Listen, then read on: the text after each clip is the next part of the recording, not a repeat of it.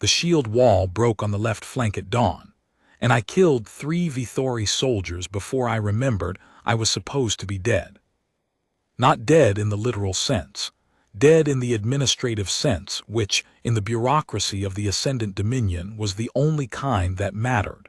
Private Cale Marin, Terran Volunteer Corps, had been listed as killed in action during the retreat from Orith Station 11 months ago. The body had not been recovered. The file had been closed. The pension, laughable token, the kind of sum that tells you exactly how much your civilization valued your heartbeat, had been routed to an address on Earth that no longer existed. Cale Marin was dead. The person standing in his place, wearing his armor, carrying his rank tab, fighting in the Dominion's war against the Vithori Confederation, was me. My name is Sira. I am 31 years old. I am 5 feet 7 inches of compact Terran muscle wrapped in alien infantry armor that was designed for bodies 8 inches taller and 40 pounds heavier. And I have spent the last 11 months pretending to be a man who no longer exists so that I can fight in a war that does not want me. The Dominion does not permit human females in combat formations. The regulation is not new. It is not even controversial by Dominion standards. It is simply a fact, filed alongside the other facts about humans that the Dominion's xenobiologists have catalogued with the serene confidence of scientists who have never been wrong about anything. Human females are physically inferior to human males, who are themselves physically inferior to Dominion infantry. Human females lack the hormonal aggression markers that Dominion combat doctrine considers essential. Human females are a resource to be allocated to medical support, logistical processing, and the regulation does not say this, but everyone understands it, to the quiet, invisible labor that keeps a war running while the war pretends it runs itself. I was a combat medic. I was good at it. I was exceptional at it. The kind of exceptional that earns you commendations written in language, so careful it never once mentions what you actually did. Because what you actually did was drag a Dominion officer twice your weight across 400 meters of open ground, while 3 Vithori gunships turned the landscape into geometry. And the Dominion does not like to admit that its officers needed dragging. When Cale died, the real Cale, Private Marin, a quiet man from a town in northern Canada who had volunteered because he believed the Dominion's war was just, and who had been killed by a mortar fragment that entered through the gap in his neck seal while he was helping me stabilize a wounded Theresi lieutenant. I stood over his body for 11 seconds. I counted them. 11 seconds of looking at a dead man whose armor fit him properly, and whose rank tab said he was permitted to fight, and whose file would be closed by people who would never know his middle name. Then I took his tags, I took his armor, I took his identity. And I walked back into the war wearing someone else's death. 11 months. That is how long a human woman can pretend to be a human man inside an alien army if she is careful, if she is disciplined, and if she understands that the disguise is not about the body, it is about the silence. You do not speak unless spoken to. You do not laugh because laughter carries pitch. You do not remove your helmet in common areas. You do not shower in the communal facilities. You find the broken unit on Deck 9 that nobody uses because the water pressure is inconsistent, and you wash at 300 when the corridors are empty. You bind your chest with medical compression wrap rated for fracture stabilization. It works, though it was not designed for this. And after 11 months, the wrap has left permanent marks across your ribs like the ghost of a cage you built for yourself. You lower your voice into the register that hurts your throat after 6 hours but sounds right for the first 5. You learn to walk from the hips, not the shoulders. You learn to stand with your weight forward. You learn to take up space you were taught to minimize. You become the shape of a man, and the shape holds, because nobody looks closely at a human. That is the secret. The disguise works not because it is good, but because the Dominion does not care enough about humans to examine one. We are bodies. We are numbers on a deployment roster. We are the expendable edge of a formation designed to absorb the first volley so the real soldiers, the tall, angular, gray-skinned Theresi who form the Dominion's backbone, can advance behind our wreckage. Nobody looks at the expendable. I had been assigned to the 14th Human Auxiliary, Forward Company, 3rd Platoon, stationed at a forward operating base on the continent of Verath, a place of rust-colored stone, thin atmosphere and winds that cut through armor joints like surgical instruments. Our commanding officer was a Theresi captain named Sarath, who was competent, fair, and entirely indifferent to the humans under his command in the way that a good tool user is indifferent to his tools. He maintained us, deployed us efficiently, and never once wondered what we thought about it. The war had been grinding for 3 years. The Vithari wanted the mineral rights to the Verath Basin. The Dominion wanted the mineral rights to the Verath Basin. Both sides had decided that the most efficient way to resolve this disagreement was to feed soldiers into the stone canyons until the canyons were full. I had fought in 9 engagements. I had killed. I had been wounded twice, once a graze across the left arm that I treated myself, and once a fragment hit to the right thigh that required a medic's attention, during which I lay on my stomach, kept my helmet sealed, and spoke in short, clipped sentences while Private Torin from the 14th's medical section patched the wound without ever looking at anything above my waist. 9 engagements, 11 months, and the shield wall broke on the left flank at dawn. The first Vithori came through the breach swinging a pulse-edged combat staff, a weapon designed for Vithori physiology, which meant it was 7 feet long and required leverage I did not have and speed I did. I went under the swing, drove my rifle stock into his knee joint, the one structural weakness in Vithori leg armor that nobody in the Dominion had bothered to map, because the Dominion's training manuals assumed you would be taller, and put 3 rounds into his chest plate at contact range as he folded. The second came behind the first. I used the first one's body as a brace, fired over it, caught the second soldier in the throat seal. He went down heavy and did not move. The third was smarter. He came from the side, low, fast, trying to flank. I caught the movement in peripheral vision, combat medic training, the thing they give you instead of respect, pivoted, and fired twice. 1 round hit armor and ricocheted with a sound like a bell being struck by a wrench. The second found the gap beneath the left arm plate. He dropped. Then I was standing in the breach alone, breathing hard, 3 dead Vithori at my feet, and the rest of the platoon was staring at me through the dust and the noise and the particular silence that follows unexpected violence. "Marin," Sergeant Oleg said from behind me. His voice was flat, the way it always went when something had happened that his training did not cover. "What the hell was that?" "The breach is sealed," I said. My voice was steady. The throat hurt. The voice always hurt by morning when the damaged register had been running for hours. "We need to reinforce the left wall before they try again." Oleg looked at me for a long time. He was a big man, Terran, from somewhere in Eastern Europe, with a face that had been broken more than once and reassembled with the kind of structural pragmatism that does not care about aesthetics. He had been in the 14th for 2 years. He had never asked me a personal question. He had never asked any of us personal questions, because personal questions required seeing the person, and the 14th had trained itself not to see. "Good work," he said, and turned to organize the reinforcement. That was the dawn breach. By midday, Captain Sarath had filed his after-action report without mentioning my name. He mentioned Private Marin's serial number, which was not mine, and the report would join the archive of documents describing a dead man's continued service.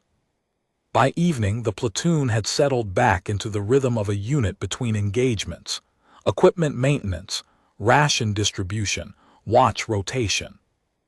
Nobody mentioned the breach again, not in words, but the silence had a different texture than the usual silence.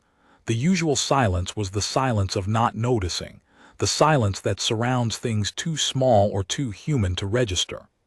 This silence was the silence of not knowing what to say, which is a very different thing, and which meant that something had shifted in the way the platoon understood Private Marin. Oleg kept glancing at me during the equipment check that evening. He did it the way NCOs glance at things they are re-evaluating, not staring, not studying, just allowing his eyes to return to the same point more often than coincidence permits. Once he handed me a fresh water cell without being asked, which was the closest thing to an acknowledgement of competence that the 14th's internal culture permitted. Once he adjusted the watch rotation so that my rest cycle was longer by 30 minutes, which he explained as a scheduling correction, but which I recognized as the only form of praise available to a man who did not know how to say well done to someone he had been trained to consider equipment. Private Decker sought me out in the corridor after the evening meal distribution, a thing that had never happened before because Decker did not seek anyone out for any reason. He stood 3 feet away, holding his meal tray, and said, "The knee joint, the first one in the breach. How did you know about the knee joint?" "Observation," I said. "During the 3rd engagement on Verath, I noticed the articulation gap when a Vithori soldier crouched." He nodded. He ate his meal standing in the corridor, 3 feet from me, in silence, which was the most sustained human contact I had experienced in 11 months. That was Tuesday. By Thursday, the situation had changed. Commander Thyra arrived at the forward operating base on a military transport that descended through the rust-colored sky like a blade being lowered into a sheath, controlled, deliberate, and designed to make everyone on the ground aware that something sharp was coming. I had heard of Commander Thyra. Everyone in the 14th had heard of Commander Thyra. She was Theresi, and she was the closest thing the Dominion had to a legend that was still alive to deny it. She had commanded the defense of Orth Station, the same engagement where the real Kale Marin had died, and she had held the station for 9 days against a Vithori siege force that outnumbered her garrison 7-1. She had done it with discipline, tactical brilliance, and the kind of cold, surgical violence that the Dominion's military academies now taught as doctrine. She was also the daughter of the Archon, the hereditary sovereign of the Dominion, a princess in everything but title because the Dominion did not use that word. They called her the first heir. The distinction was cosmetic. She arrived with a staff of 6, reviewed the base's defenses in 40 minutes, and ordered a briefing with all company commanders and platoon leaders within the hour. Captain Sareth included the 14th's humans in the briefing because Thyra's orders specified all combat personnel, and Sareth interpreted orders literally. That literalism was either his finest quality or his most dangerous, depending on the order. I stood at the back of the briefing room, helmet on, visor down, hands behind my back. Standard human auxiliary posture, present, silent, invisible. There were 11 of us from the 14th in the room, standing along the rear wall like a footnote in someone else's document. Thyra was taller than I expected. She was taller than most Theresi, which meant she was taller than every human in the room by a full head. Her skin was the pale gray of storm clouds, not the warm gray of the Theresi lower houses, but the cold, clean gray of the old bloodlines, the ones who had built the Dominion before the Dominion had a name. Her eyes were silver violet, the color of electrical discharge in thin atmosphere. Her hair was cut short, tactical, not ceremonial dark as carbon fiber, and it moved in the recycled air of the briefing room like something that had its own opinions about stillness. She stood at the front of the room with the relaxed posture of someone who did not need to perform authority, because authority was simply what she was, and she laid out the situation in language that was clean, precise, and devoid of comfort. The Vithori are massing for a corridor assault. Their objective is the Sareth Pass, which controls access to the basin mining infrastructure. Current projections give us 72 hours before they launch. We will hold the pass. We do not have sufficient forces to hold the pass. We will hold it anyway. 72 hours, 3 days. Another countdown, the second one I had lived inside. After the 11-month countdown that was my disguise ticking toward its inevitable failure. I have requested reinforcements from Central Command. They will arrive in 5 days. The gap between their arrival and the Vithori assault is the problem I am here to solve. She assigned sectors. She redistributed forces. She moved Dominion regulars to the primary defense line and pushed the human auxiliaries forward, into the advanced screening positions, the tripwire emplacements, the observation posts that sat exposed on the canyon ridges like offerings laid out for artillery. I understood. We were the expendable edge again. The first volley, the margin of error that the Dominion's war calculus could afford to lose. Captain Sareth accepted the assignment without objection. He was a good officer. Good officers in the Dominion did not object to the deployment of human auxiliaries in high-risk positions, because the doctrine said humans were replaceable, and the doctrine was not wrong, if you only counted the numbers and never counted the names. That night I checked my compression wraps, checked my voice modulator, a small throat patch I had fabricated from medical supplies, not standard issue, not detectable unless someone was specifically looking for it, and lay in my rack staring at the ceiling of a forward operating base that smelled like rust and recycled air, and the particular metallic tang of a war that had forgotten why it started. 72 hours. The number sat in my chest like a weight, pressing against the compression wraps, pressing against the identity I had borrowed, pressing against the version of me that remembered what it felt like to answer to a name that was actually mine. The first Vithori probe came at hour 61. Not the main assault, a reconnaissance in force, designed to test our positions and identify weak points. They hit the ridgeline observation posts first. My post. There were 4 of us in the position. Myself, Private Torin, the medic who had patched my thigh without looking, Private Decker, a quiet Terran from a farming community somewhere in the South African interior, who had enlisted because the farm had failed, and the Dominion's recruitment office was the only door that opened, and Corporal Vasek Theresi, our section leader, who had the calm efficiency of a man who had seen enough combat to have stopped being surprised by it and started being merely precise. The Vithori came up the ridge in a dispersed formation, using the rock outcroppings as cover. I counted 12 through the scope. We had 4 rifles, a limited ammunition supply, and a position that was defensible if you were willing to accept that defensible meant you can probably hold it long enough for someone to notice you are dying. Vasek made the call. Engage at 200 meters, controlled fire, conserve ammunition, we hold until relieved.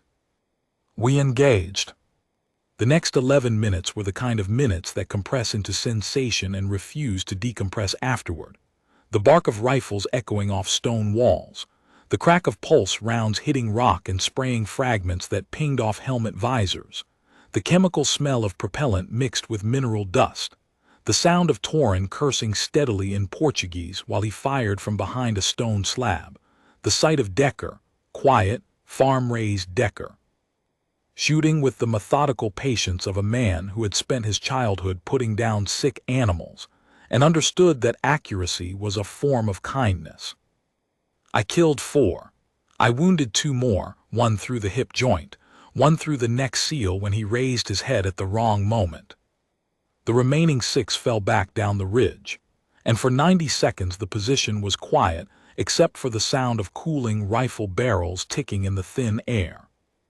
But Vasek was hit. A pulse round had caught him in the lower abdomen, below the armor's primary plate, in the gap that existed because Theresi armor was designed for Theresi bodies, and did not account for the particular way a Theresi corporal leaned forward when he aimed. I was on him in seconds, not because I was ordered to, because I was a combat medic before I was a soldier, and the instinct does not care about disguises or regulations or the identity you are wearing. The instinct cares about the wound. I sealed the entry point with field compress, not the standard application, but a modified technique I had developed during my surgical residency, designed for deep tissue trauma in species with higher blood pressure than humans. The thoraci have a circulatory system that runs 20% faster than ours, which means bleeding is 20% harder to stop and 20% more lethal when you fail. I ran the portable scanner trauma setting, thoracic physiology, and the readout told me what I already knew from the color of the blood too dark, which meant venous contamination of the arterial flow, and the way his breathing had gone shallow and rapid. Internal hemorrhage, organ displacement, probable splenic rupture. The kind of damage that required surgical intervention within 30 minutes, or the mathematics of survival would tip past the point where skill could compensate for time. Medevac, I said into the comms, keeping my voice in the register, keeping the shape. Ridgeline Post 7, 1 casualty, thoracic critical, surgical priority. The response came back in the flat, bureaucratic cadence of the operations center. Medevac assets committed to primary defense line. Ridgeline posts are secondary priority. Estimated response, 4 hours. 4 hours. Vasic had 30 minutes, maybe less. I looked at Torin. Torin looked at me. He was a medic, not surgical track, but trained enough to know what the scanner was saying. He knew the math. We carry him, I said. Down the ridge. Under fire. That is 2 kilometers to the medical station, Marin, through open ground. We carry him. Torin did not argue further. He was a good medic. Good medics do not argue with triage decisions they know are correct, even when correct looks insane from the outside. They argue with incorrect decisions. The fact that he closed his mouth and reached for Vasic's shoulders told me everything about what he had calculated. I took Vasic's legs. Torin took his shoulders. Decker covered our retreat, establishing a firing position behind the observation post's sandbag wall and firing measured, deliberate bursts at the Vithori scouts who had begun to creep back toward the ridgeline now that our fire had gone silent. We moved down the slope in the half-crouch, half-stumble that is the only gait available when you are carrying a man who weighs twice what you do across terrain that was designed by geology to be unkind.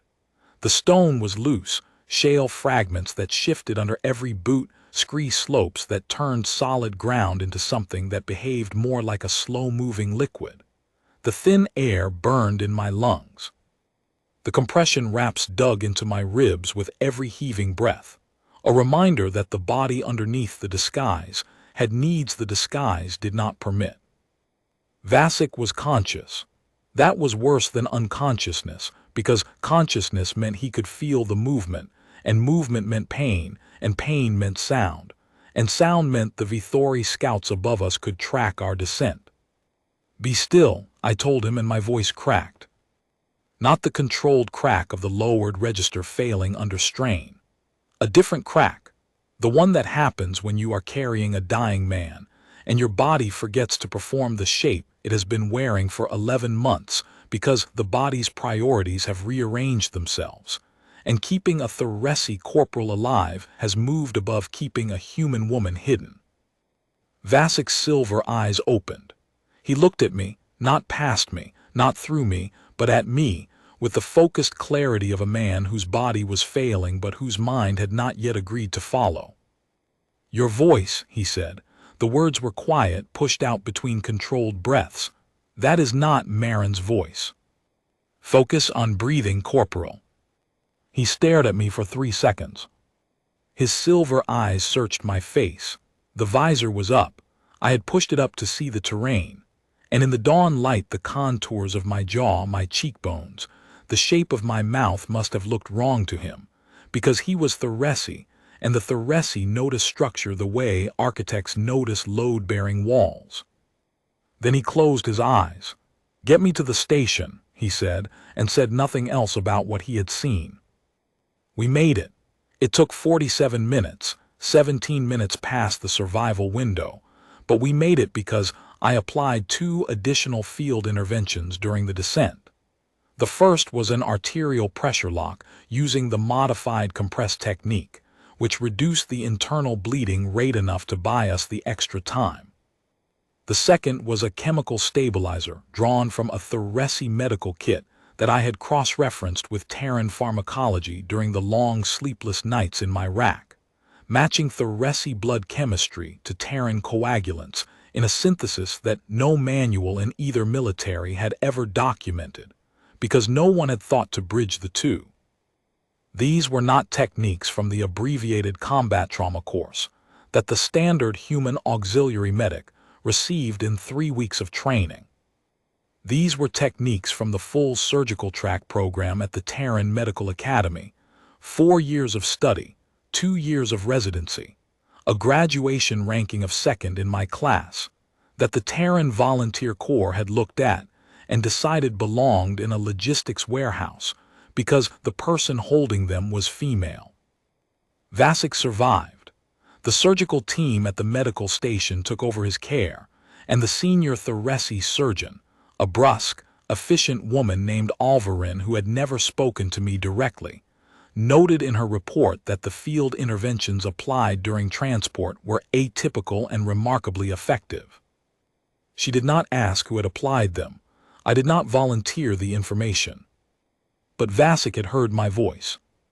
And Vasek had seen my face in the dawn light. And the Theresi do not forget details.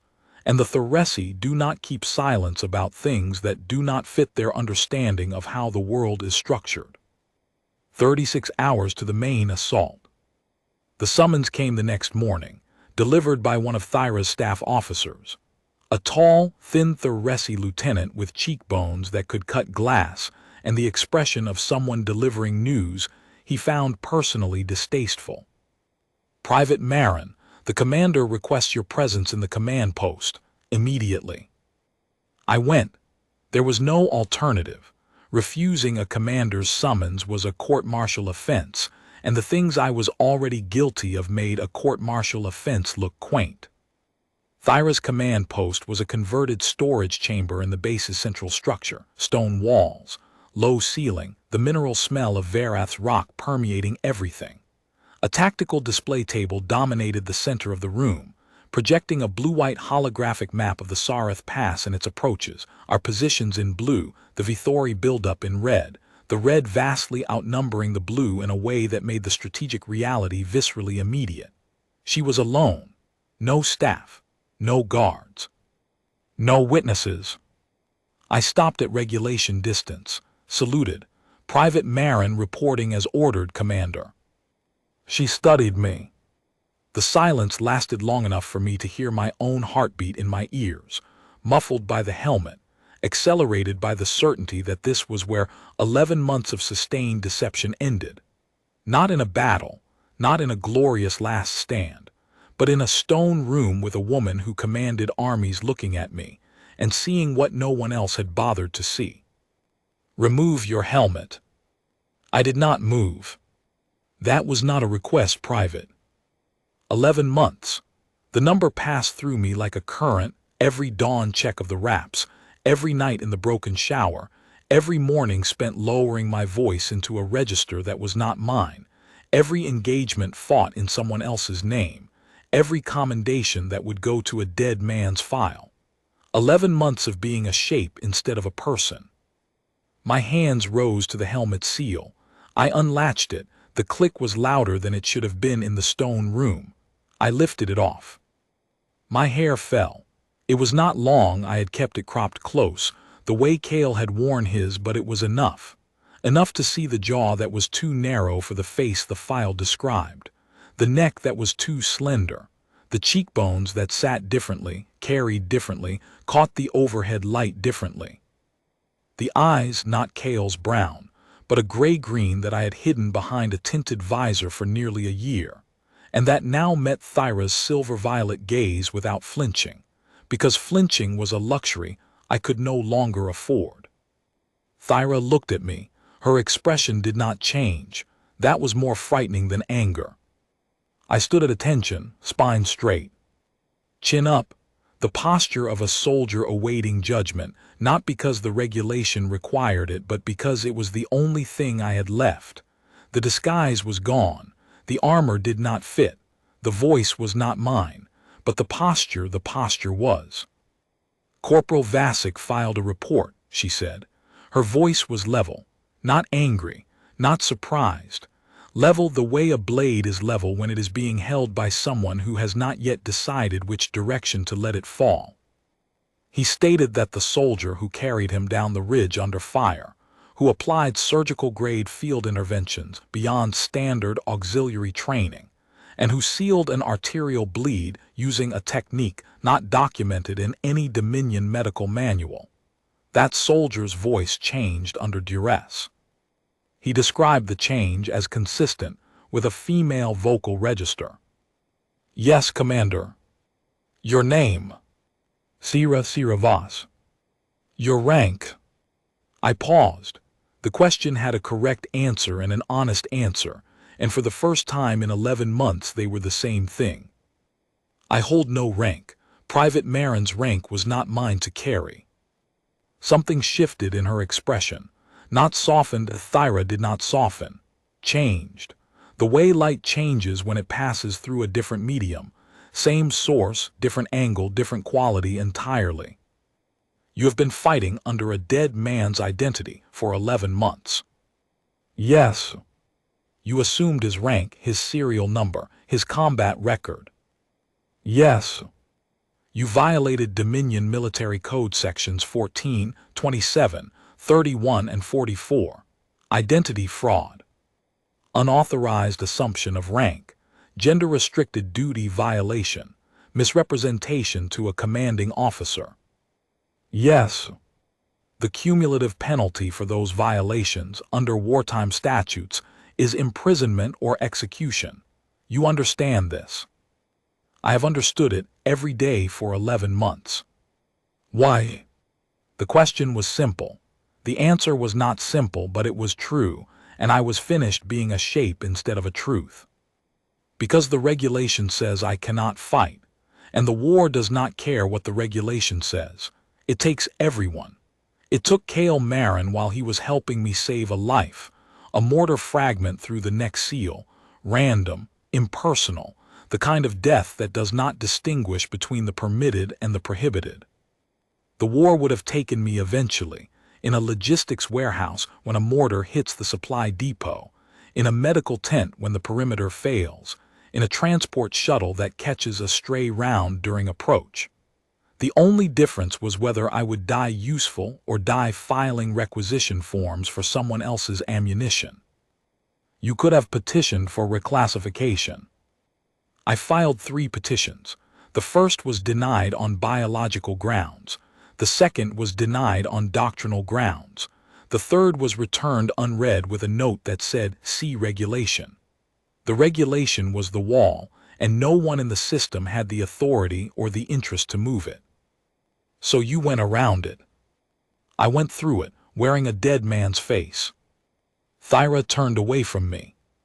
She looked at the holographic map, the pass, the Vithori positions, the thin blue line that represented our forces and the massive red formation assembling against it. She looked at it for long enough that I began to think the silence was her verdict. Then she spoke, still facing the map.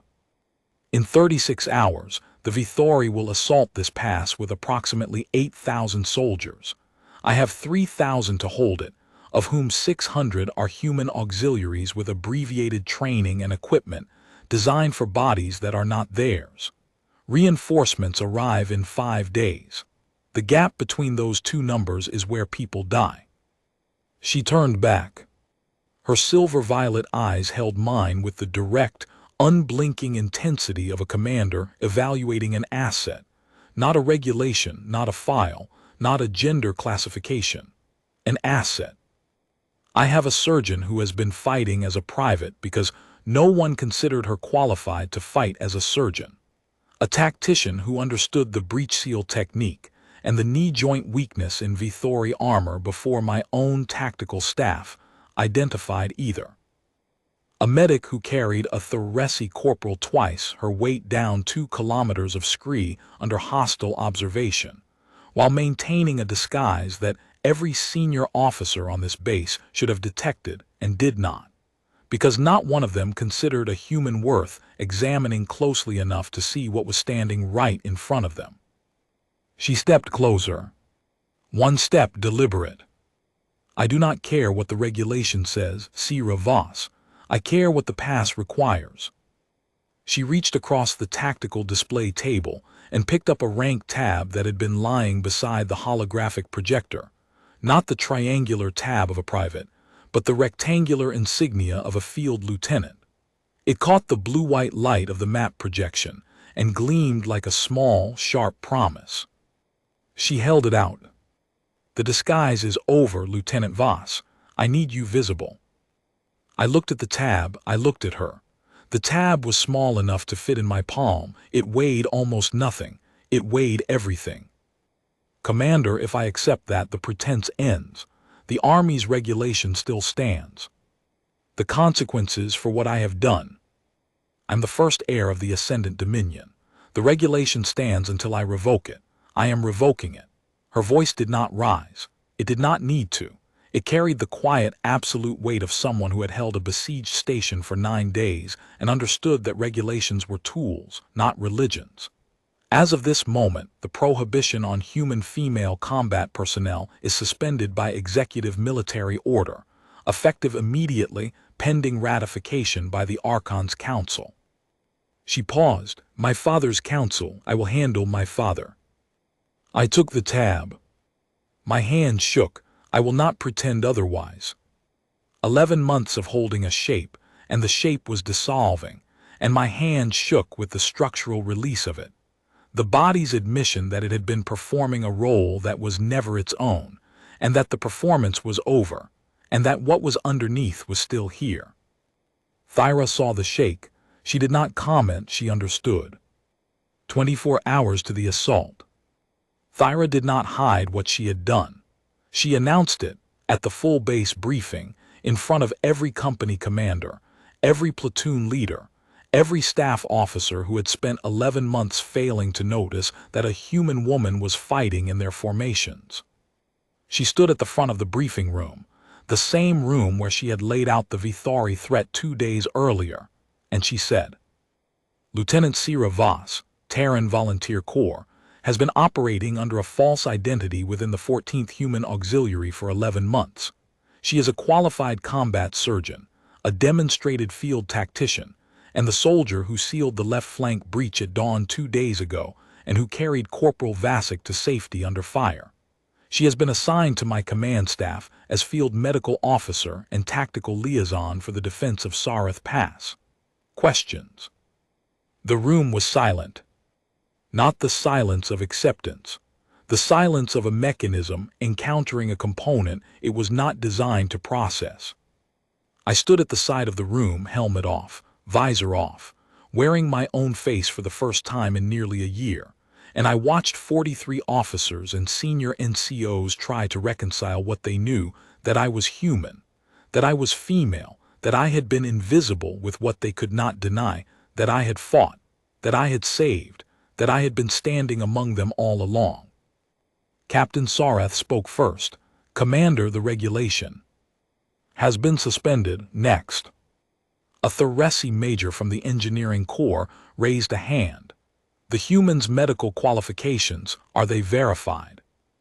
She graduated second in her class from the Terran Medical Academy, full surgical track, with specializations in trauma intervention and xenobiological compatibility. She is more qualified than the majority of medical officers currently serving on this base. I reviewed the files. She has been operating as a private for 11 months. Next question. A human sergeant, not Oleg, a different one, from the 9th Auxiliary, spoke from the back. His voice was careful in the way that voices are careful when the speaker is navigating between respect for rank and something older and more personal. Commander, are there other reassignments for human personnel? Thyra looked at him. The question sat in the room for 2 seconds while she decided how to answer it, and the answer she chose told me more about her than the 9-day defense of Orith Station had. If this engagement reveals that the Dominion's classification system has been wasting assets, I will address it. That is not a promise. It is a statement of operational intent. The sergeant nodded. He did not smile, but something in his posture changed, a straightening, a settling, the body language of a man who had just heard a door open that he had believed was sealed. Oleg found me after the briefing. He stood in the corridor outside the room, his big frame blocking most of the passage, and he looked at me with an expression I had never seen on his face. The expression of a man who is realizing that a tool he has been using for 11 months was a person the entire time, and that the realization reflects worse on him than on the tool. 11 months, he said. Yes, Sergeant. I handed you a water cell yesterday. That is the only, he stopped, started again. I should have seen. You were not looking, no one was. That does not make it better. No, I said, it does not. He stood there for another moment. Then he extended his hand, the Terran handshake, the same gesture Thyra would offer me 24 hours later, though Oleg could not have known that. I took it. His grip was the grip of a man who had broken things and repaired things and understood the difference. Good luck, Lieutenant, he said. It was the first time anyone on the base had used my new rank. The word landed differently than I expected, not heavier, but clearer, like a lens coming into focus. I spent the remaining 24 hours doing the work I had been trained for, and the work I had taught myself. I reorganized the field medical stations along the defensive line, repositioning them based on projected casualty flow patterns. The existing layout had been designed for Thuresi-only casualties, which meant the stations were spaced for Thuresi movement speed, equipped for Thuresi physiology, and staffed with medics who had been trained to treat one species, and had been assigned 600 additional patients from another species, without anyone adjusting the protocols. I integrated the human auxiliaries' medical kits with the Thuresi trauma systems, a compatibility modification I had designed during the long nights on Deck 9, sketching circuit diagrams on my forearm with a medical stylus because I did not have access to a proper terminal, and because the forearm washed clean and left no evidence. I briefed the platoon medics, Thuresi and human both, on the arterial seal technique I had used on Vasek, and on 3 other cross-species intervention methods that I had developed or adapted from Terran's surgical curriculum. The techniques were not classified. They were not secret. They were simply knowledge from a source that nobody in the Dominion had thought worth learning from, because the source was human, and human medical science was filed in the same category as human combat capability. Adequate, inferior, not worth examining. 3 of the Thuresi medics listened with visible skepticism, arms folded, expressions arranged in the particular configuration of professionals who are being told something by someone they have already decided cannot teach them anything. 2 listened with polite neutrality. 1, a young Thuresi woman named Irath, with the warm gray skin of the lower houses and the precise, steady hands of someone who had been born to work with instruments, listened with her eyes wide and her datapad recording every word I said. The field compress modification, Irath said afterward, when the briefing had ended and the skeptics had filed out with their skepticism intact. The one you used on Corporal Vasek, the application angle, you adjusted it for Thuresi vascular depth. Yes, Thuresi arteries run deeper than human arteries by approximately 4 centimeters. The standard compress application does not account for that. How did you know the depth? I measured it. During my residency, I had access to Thuresi anatomical databases. The information was there. It had simply never been applied in a field surgery context. She was quiet for a moment. Then, could you teach me the others? I taught her everything I could in the hours that remained. the Terran techniques for low-resource surgical intervention, the triage protocols that prioritize speed over species classification, the pressure point maps for Vithori physiology that Thoresi textbooks did not include because Thoresi textbooks were written by Thoresi, and the Thoresi had not thought to ask their enemy's body how it worked. Irath learned fast. She learned the way people learn when they suddenly realize that the universe contains entire categories of knowledge they were never told existed, with a hunger that was part curiosity and part anger. "Why was none of this in our training?" she asked at one point, looking up from a practice simulation with an expression that mixed confusion with something sharper. "Because the people who designed your training did not ask the people they considered beneath them. That is the answer. It is not complicated. It is just expensive." She was quiet after that, but the datapad kept recording. 0 hour. The Vithori assault began at dawn, 72 hours after Thyra's arrival, precisely as projected, because the Vithori were thorough and predictable, and their predictability was the only advantage we had. They came through the pass in 3 waves. Infantry first, 4,000 strong, pouring through the canyon mouth in formations that looked like water flooding a channel. Then armored units, heavy assault vehicles adapted for the narrow terrain, grinding forward on articulated treads that chewed the stone. Then the flanking force, 1,000 soldiers attempting to scale the canyon walls and hit our positions from above. 8,000 soldiers against 3,000. 2 kilometers of frontage. The mineral-rich stone of the Varath basin behind us, and the bodies of expendable soldiers as the currency both sides were willing to spend.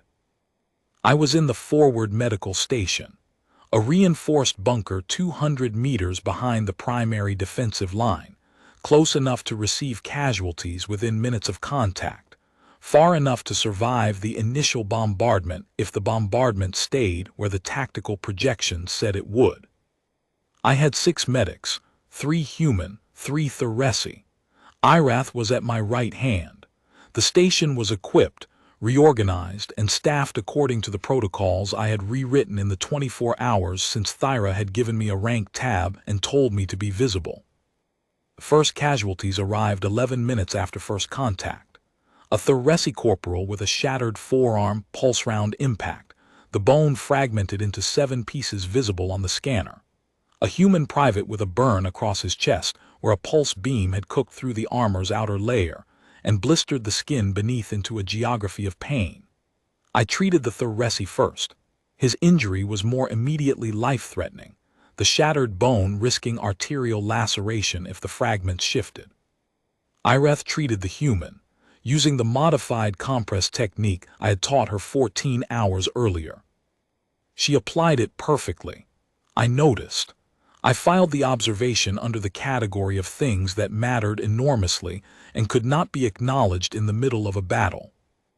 The next 4 hours were a sustained, unbroken act of triage, surgery, and controlled desperation that compressed time into a series of wounds and the decisions made about them. The casualties came in waves matching the assault. Human auxiliaries first, because they held the forward positions, then Thoresi regulars as the Vithori pushed through the screening line and engaged the primary defense. I operated on 14 patients in those 4 hours. Cut, sealed, stabilized, cleared next.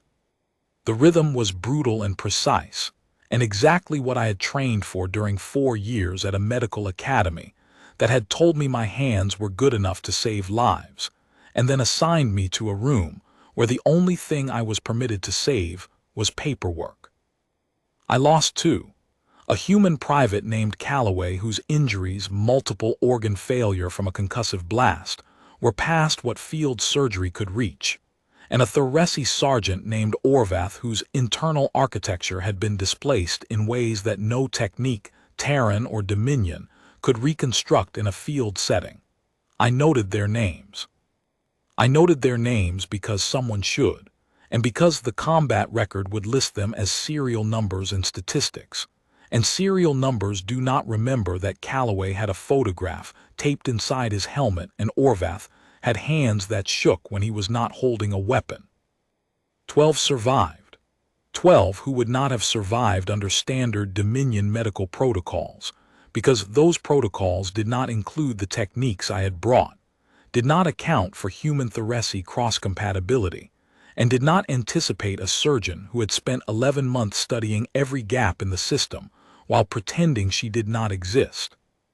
At hour 3, Thyra's voice came over the command channel, clipped and controlled beneath the sounds of combat. All positions, status report. My report, forward medical, Lieutenant Voss. 14 casualties processed, 12 stabilized, 2 lost. Surgical capacity holding. Station functional, we can take more. A beat of silence on the channel, the beat that occurs when a voice says something that reframes part of the tactical picture. Then Thyra, acknowledged Lieutenant, hold your position. Well done. 2 words, well done. They should not have meant anything, they meant everything. At hour 5, the Vithori flanking force crested the canyon wall directly above the medical station. 6 soldiers. They had bypassed the primary line entirely, climbing the exterior rock face with the efficient, insectal coordination of a species whose evolutionary history had prioritized vertical movement. They descended toward us in a dispersed pattern, weapons ready, movements precise, heading for the one target that would cripple our ability to sustain the defense. Destroying an enemy's medical capability is sound military strategy. The Vithori understood this. I understood it too, which is why I had positioned the supply crates to create improvised firing positions inside the station's rear entrance. I picked up a rifle, Dominion standard assault weapon, too long for my arms, too heavy for sustained fire from a standing position. But I had fired it 9 times before in 9 engagements, and the body remembers what the regulation says it should not know. Irath, you have the station. Lieutenant, you have the station. Keep them alive, all of them. I went out through the rear entrance. Torin followed, because Torin had carried Vasek down a mountainside with me, and the experience of shared impossibility creates a bond that does not require words. Decker appeared too, quiet, steady Decker, who had arrived at the station 2 hours earlier with a minor shrapnel wound, and had refused to be evacuated after treatment. 3 of us, 6 of them, the familiar mathematics of expendability.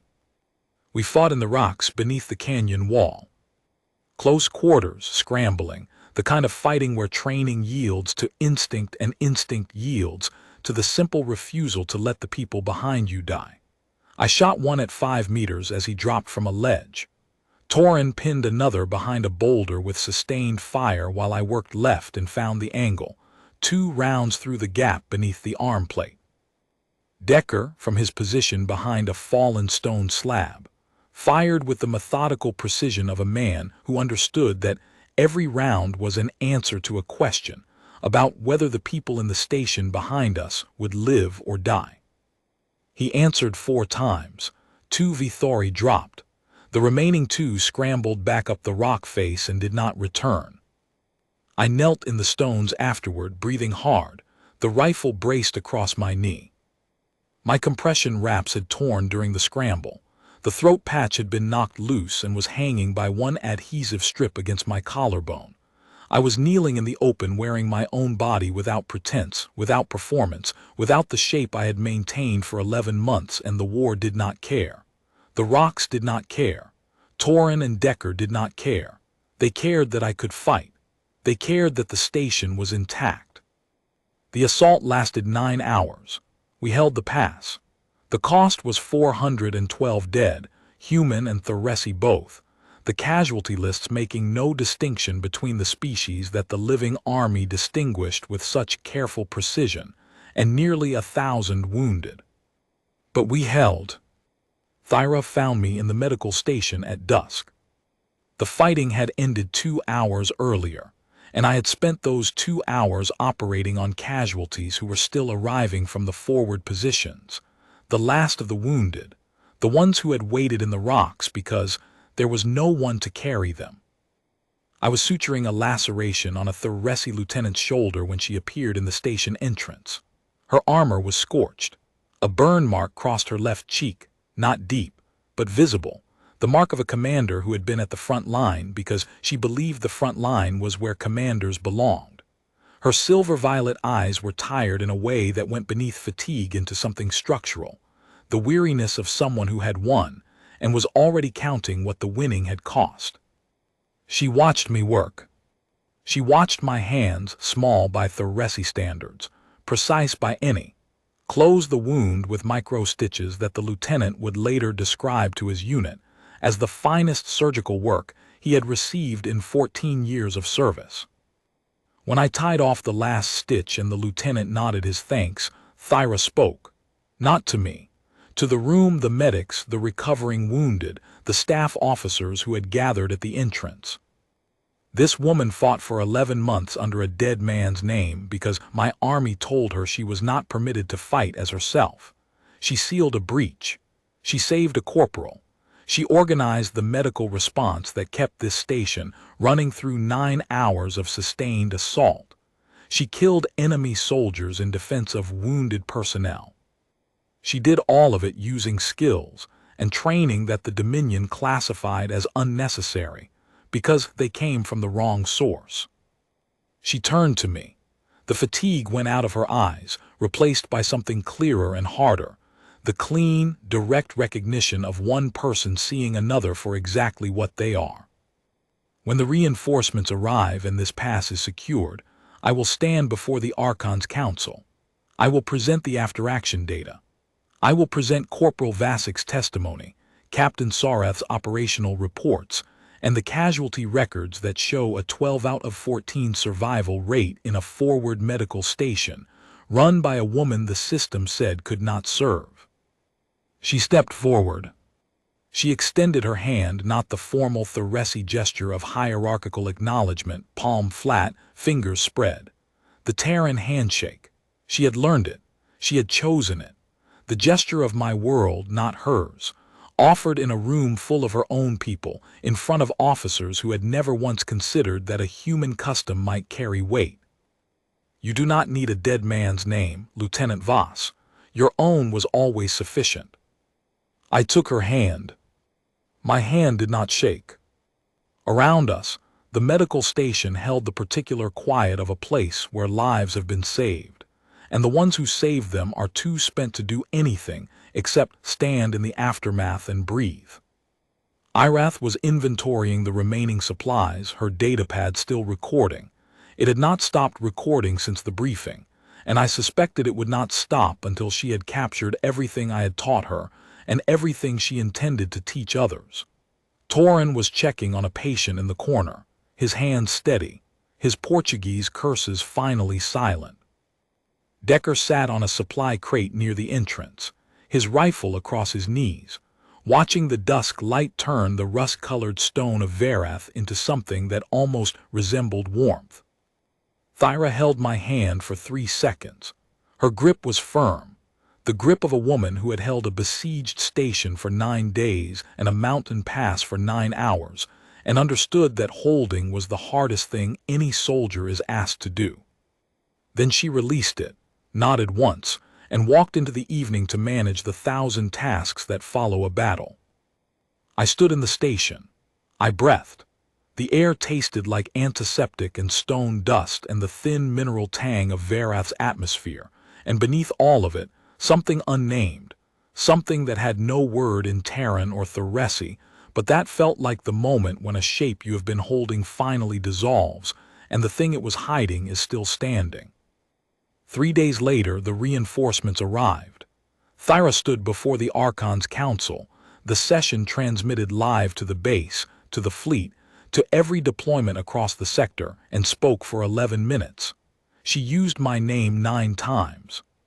She described the breach seal, the ridge carry, the medical station defense, the surgical outcomes. She cited survival rates. She cited the gap between what the Dominion's regulations permitted and what the Dominion's war required, and the gap was measured in lives. The council voted. The prohibition on human female combat personnel was repealed, not suspended, not tabled, not sent to committee for review, repealed, permanently. By a margin of 7-2, the two dissenters filed formal objections that were noted in the record and changed nothing. I watched the vote from the medical station, standing between Ireth and Torin.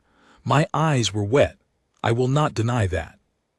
Wet the way eyes get when something that should have been true from the beginning is finally spoken aloud by people with the authority to make it hold. Ireth put her hand on my arm. She did not speak.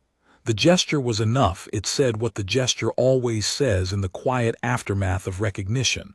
I see you. I saw you before the council did. I will remember what you taught me. That evening, I walked the Sareth Pass alone. The stone was scarred, blast marks, impact craters, the dark stains that combat leaves on the earth. The wind cut through the gaps in my armor, and I let it, because I was no longer wearing compression wraps beneath the plates, and the body underneath breathed freely for the first time in 11 months. I walked the pass in my own body, in my own voice, under my own name. The war-scarred stone of Vareth did not care who I was. That was fine. For the first time in 11 months I did. My name is Sira Voss. I am a surgeon. I am a soldier. I am a lieutenant in the Terran Volunteer Corps, recognized by executive order of the first heir of the Ascendant Dominion. I fought in a war wearing a dead man's name, and when the name came off, what was underneath was always enough. They just had to look.